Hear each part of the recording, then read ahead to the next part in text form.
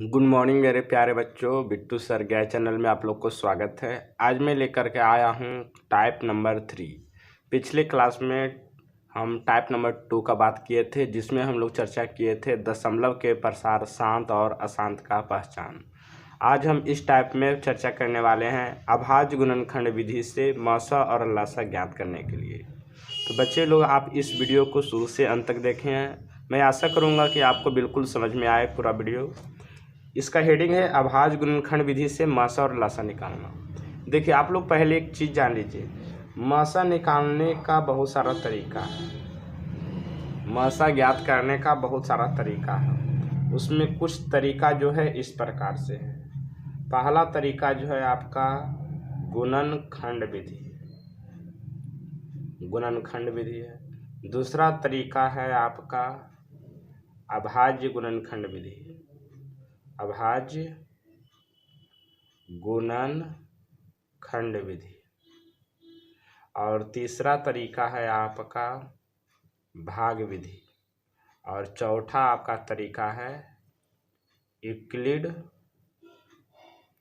विभाजन, यूक्लिड विभाजन एल्गोरिदम विधि। यूक्लिड विभाजन एल्गोरिदम विधि आपका। तो ये 4 विधि है जिसमें आपको क्लास 10 में अभाज्य गुणनखंड विधि और यूक्लिड विभाजन एल्गोरिदम विधि को चर्चा किया गया है। तो ये दोनों विधि आपको मैंने पढ़ना है। अगर आप गुणनखंड विधि जानते हैं तो इसके सहायता से अभाज्य गुणनखंड विधि आप बना सकते हैं। अगर आप भाग विधि जानते हैं मासा निकालने के लिए, इसके सहायता से यूक्लिड विभाजन एल्गोरिदम विधि निकाल सकते हैं। भाग विधि को ही एक विशेष रूप में दिए हैं यूक्लिड। यूक्लिड जो है ज्यामिति का जनक है। इन्होंने विभाजन के आधार पर 2 संख्याओं का मासा ज्ञात किया है और जिसका नाम पड़ा यूक्लिड विभाजन एल्गोरिदम विधि। तो आप लोग बच्चे लोग इस चीज़ को अगर लिखना चाहते हैं तो लिख सकते हैं, लेकिन हमारा जो आज टॉपिक होगा अभाज्य गुणनखंड विधि से मासा हम कैसे निकालेंगे। आगे हम इसी तरह से और वीडियो लाएंगे जिसमें हम इस सब का भी चर्चा करेंगे। तो पहले हम एक का चर्चा कर लेते हैं कि अभाज्य गुणनखंड विधि से मासा कैसे ज्ञात किया जाता है। इसमें से लासा भी निकाल सकते हैं इससे। तो चलिए हम लोग देखते हैं। तो अभाज्य गुणनखंड विधि से मासा निकालने के लिए सबसे पहले आपको गुणनखंड करना पड़ेगा। जैसे एक एग्जाम्पल ले लेते हैं। अगर आपको ले लिया जाए 50,30, 50,30 का अगर कह दिया जाए अभाज्य गुणनखंड विधि से मासा और लासा ज्ञात करें, तो इसके लिए सबसे पहले आपको क्या करना पड़ेगा। सबसे पहले ध्यान दीजिए, 50 को गुणनखंड करना पड़ेगा और 30 को गुणनखंड करना पड़ेगा, जो कि बचपन में जैसे आप करते थे। 2 से टेबल लगेगा ये 25 बार में, 25 दूनी 50, अब 25 लगेगा 5 5 25। इस तरह से आप बचपन में भी गुणनखंड करते थे। उसी तरह से 30 को कर लेंगे। 2 से लगेगा 15 दूनी 30, फिर 3 से लगेगा 3 5 15। पहले आप इसको क्या करिएगा, गुणनखंड कर लीजिएगा। उसके बाद जिस तरह से आप बनाते थे गुणनखंड विधि से मासा, उस तरह से आप लिखिएगा। 50 को आप क्या लिख सकते हैं, 2 गुने 5 गुने 5। देखिए 2 गुने 5 गुने 5। और 30 को आप क्या लिख सकते हैं, 2 गुने 3 गुने 5, 2 गुने 3 गुने 5। इस तरह से लिख दीजिए। उसके बाद आप घातों के रूप में व्यक्त कीजिएगा। 2 गुने 2 के पावर कितना 1, 5 कितना है 2, तो 5 के पावर 2, तो घात के रूप में हो गया। यहाँ समझिएगा, इसका नाम है अभाज्य गुणनखंड विधि। 2 एक ऐसी संख्या अभाज्य संख्या है और 5 एक कैसी संख्या अभाज्य संख्या है। क्योंकि अभाज्य संख्या उस संख्या को हम कहते हैं जो 1 और अपने के अलावा अन्य संख्या से विभाजित नहीं हो। तो 2 जो है 1 और 2 के अलावा अन्य संख्या से विभाजित नहीं होती है, और 5 भी। उसी तरह से इसको भी हम लिखेंगे। ये भी तो पावर के रूप में सेम ही होगा। 2 के पावर 1 गुने, आप लिख सकते हैं 5 के पावर 1 गुने 3 के पावर 1। सभी इस तरह से आगे पीछे भी लिख सकते हैं, कोई दिक्कत नहीं है। अब देखिए नाम है आपका, समझिएगा यहाँ मासा, जिसको कहा जाता है HCF हाईएस्ट कॉमन फैक्टर, लासा जिसको कहा जाता है LCM लोवेस्ट कॉमन मल्टीपल। यहाँ भी कॉमन है, यहाँ भी कॉमन है, मैंने दोनों में कॉमन होना चाहिए। तो सबसे पहले हम कॉमन बनाएंगे। यहाँ 2 है, यहाँ भी 2 है, 2 कॉमन है। यहाँ 5 है, यहाँ भी 5 है, 5 भी कॉमन है। यहाँ 3 है लेकिन यहाँ 3 है नहीं। तो कॉमन बनाने के लिए जो चीज़ नहीं रहे उसको कॉमन बनाने के लिए उसी के पावर 0 लगा देंगे। क्यों? क्योंकि अगर किसी के पावर आप कोई भी संख्या के पावर 0 देते हैं उसका वैल्यू क्या होता है? 1 हो जाता है। तो 3 के पावर 0 का वैल्यू क्या होगा? 1। अब 1 इसमें गुना करेंगे तो कोई फर्क नहीं होगा। अगर कोई भी संख्या नहीं मिल रहा तो उसके पावर क्या करेंगे? 0 लगा करके हम मिला सकते हैं, क्योंकि उसका वैल्यू क्या होता है? 1 होता है। अब देखिए सभी क्या हो गया? कॉमन हो गया। अब अगर हमको निकालना है सबसे पहला नंबर क्या? HCF। तो क्या करेंगे? जो दोनों में मिले और कॉमन रहे। और देखिए समझिएगा, HCF होता है हाईएस्ट कॉमन फैक्टर और LCM होता है लोवेस्ट कॉमन मल्टीपल। HCF नाम है बड़ा लेकिन ये संख्या में होता है छोटा। LCM नाम है लघुत्तम में छोटा लेकिन इसका मान होता है क्या? बड़ा। तो सबसे पहले HCF वही होगा, HCF आपको होगा, समझिएगा, HCF जो होगा वो होगा छोटा घात वाला, घात माने पावर। और LCM जो होगा आपका बड़ा घात वाला, घात माने पावर, बड़ा घात वाला जो है उसका गुणनफल। तो देखिए छोटा घात वाला कौन है? 2 दोनों में है, तो दोनों में छोटा तो यही हो गया 2 के पावर 1, क्योंकि दोनों बराबर है, छोटा तो कोई है नहीं यहाँ। चलिए 5 के पावर 1 और 5 के पावर 2 में छोटा कौन हो गया? 5 के पावर 1। 3 के पावर 0 में और 3 के पावर 1 में छोटा कौन हो गया? 3 के पावर 0। तो यहाँ कैलकुलेशन करिएगा तो क्या हो गया? समझिएगा यहाँ ध्यान से, कैलकुलेशन करिएगा तो क्या होगा? चलिए 2 के पावर 1 का मतलब 2 और 5 के पावर 1 का मतलब 5 और 3 के पावर 0 का मतलब 1। किसी के पावर 0 उसका वैल्यू क्या होगा? 1। तो 5 दूनी क्या हो गया? 10। तो आपका HCF क्या हो गया? 10।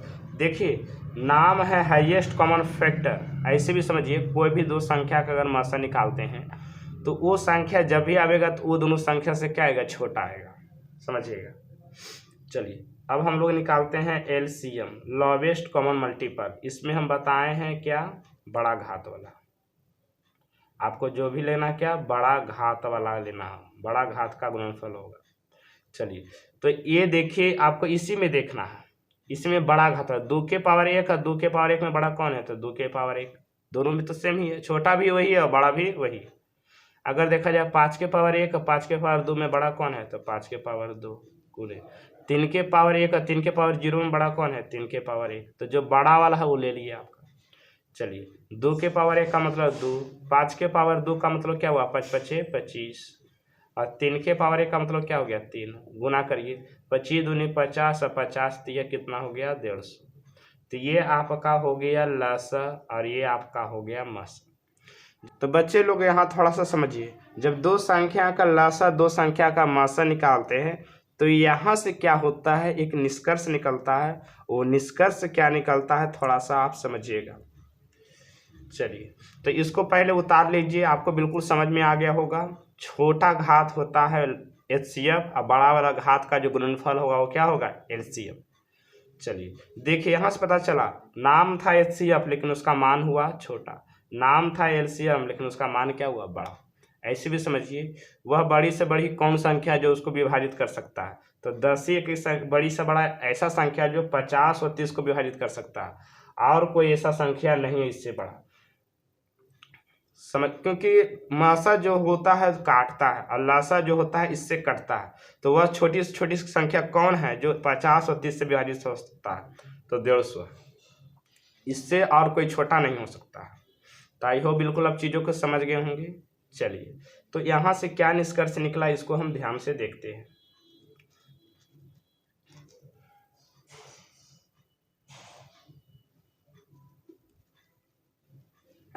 जब 50 और 30 का जब हम LCM निकाले तो आया आपका 150 और जब HCF निकाले तो इसका मान आया 10 और इसमें पहली संख्या 50 है, दूसरी संख्या क्या है? 30।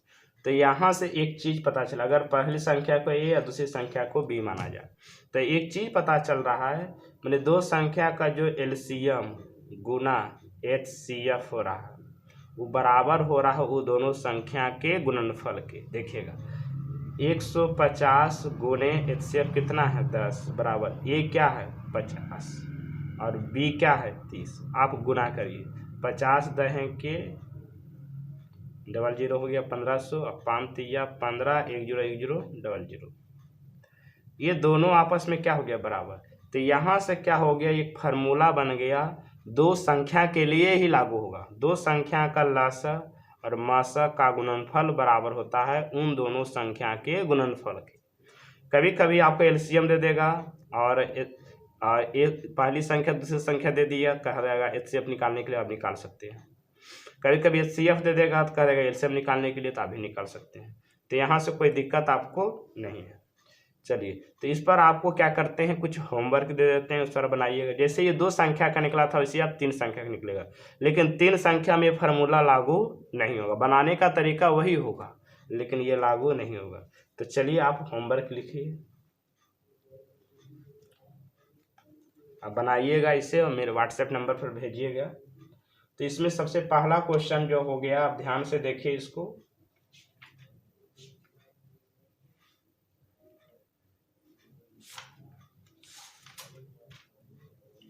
चलिए,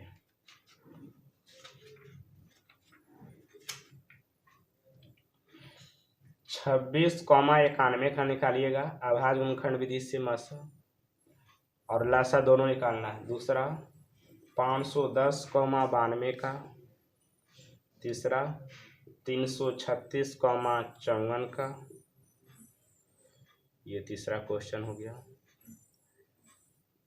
चौथा नंबर क्वेश्चन आपका हो गया 96,404 का। पांचवा नंबर आप 3 अंक देते हैं आपको 12,15,21 का। छठा नंबर 17,23,29 का। सातवां नंबर 8,9,25 का। और आठवां नंबर आप ले सकते हैं, चलिए निकालिएगा आप 6,72,120 का। तो ये आपका होमवर्क रहा। आप इस होमवर्क को बनाइए अच्छे तरीके से। जैसे दो संख्या के निकालते थे वैसे यहाँ तीन संख्या के भी निकलेगा, और आराम से बनाइए। अगर आपसे नहीं बनेगा तो आप बताइएगा कमेंट करके, हम आपको इसको बता देंगे। चलिए, धन्यवाद।